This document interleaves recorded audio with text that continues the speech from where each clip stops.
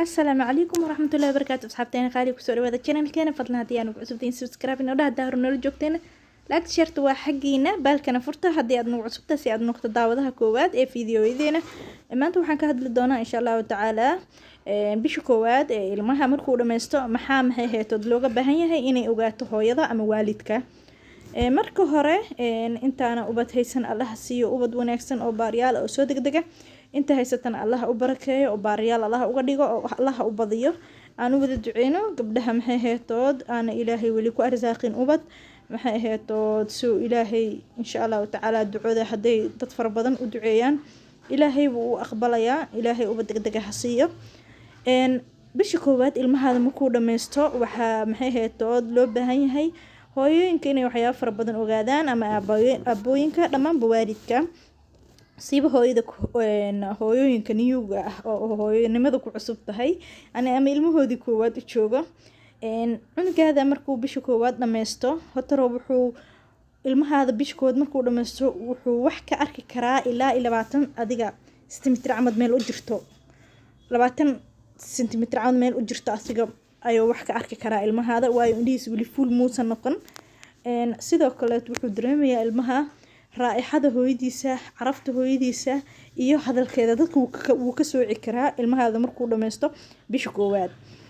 sidoo kale ilmahaada waxa la baahan bisha koowaad markuu dhameysto inuu kg-giisa noqdo 4.5 ama 4 kg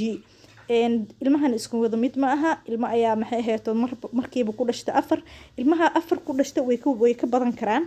ilmaha laakiin 4 wixii ka hooseeya ku dhashta adiga 3 bar 4.5 ayaa looga baahan yahay inuu noqdo bishiisa koowaad markuu dhameysto wuuna ka yaraan karaa ilmo waxa jiri karo oo ku dhashta waxa jiro 2.5 ama 2 bar ku dhashto kg marka sida celcelis ahaan waxa maxay heeto way 4.5 inuu noqdo ama 4 bar kg sidoo kale dhirirkiisana waxa loo baahan yahay inuu noqdo 55 cm sidoo kale to ilmahaada wuxuu hurdi karaa markuu hal bil jiro 12 saacadood ilaa iyo 14 saacadood laakiin saacadahaasi ma aha kuwa xiriir ah wuu hurdaya oo soo kacaya laakiin waxa weeye waa inuu 12 saacadood ilaa 14 saacadood uu hurdaa isku celcelis ahaan sidoo kale to ilmahaada waa muxuu dareemayaa waxyaabaha maxay heeto shanqarta agtiisa ka yeedhayso oo kaleeto aad buu u dareemayaa dareemihiisana ma sha Allah ee soo noqonayaan dareemihiis waxay noqonayaan dareemo wax far badan ku dareemi karo ila marka hore calooshoodiisa isaga jiri hal bil buu hadda laakiin banaanka joogay dareemihiisa marka aad bay u shaqeynayaan ilmaha markay hal bil dhameystaan aad buu wax u dareemayaa shanqarta iyo waxyaabahaas oo kale asoo hurday hadii wax oo agtiisa kaleeto oo laga